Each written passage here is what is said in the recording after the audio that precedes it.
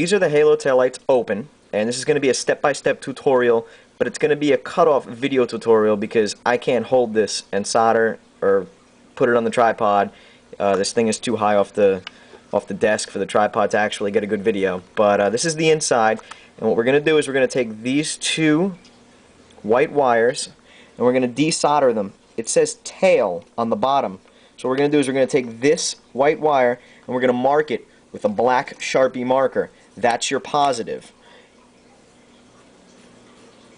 Okay, so you know from now on that that's going to be your positive and the other one is going to be your negative. Okay, now that those are desoldered, we're going to desolder these four wires from these 2 points and these 2 points, and these four wires from these 2 points and these 2 points. Now that we've got them desoldered, we're going to take black and yellow and solder them together on both sides. Black and yellow, and solder them together on both sides. Now what we're going to do is take 2 pieces of thin wire and strip them on both ends.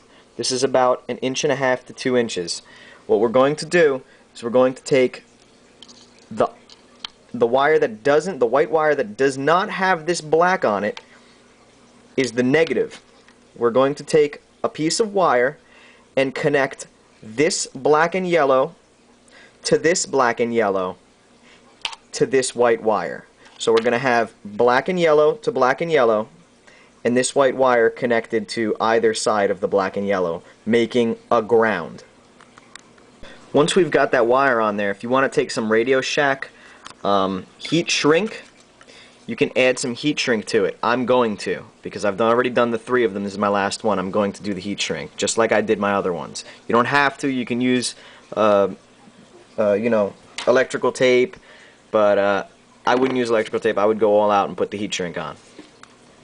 Now that we've got our grounds done, we can move to our resistors. 470 ohm, 0.5 watt, 5% tolerance resistors, or 5% carbon film resistors. They can be purchased at Radio Shack, and what we're going to do is we're going to take these 4, cut these legs down, and solder 1 to each wire. 1 to the red wire, 1 to the orange wire, 1 to the orange wire, 1 to the red wire. Once we've got them soldered onto the wire, I do recommend heat shrink again, like so. I'll do it on the other side, but I do recommend you put some heat shrink on there.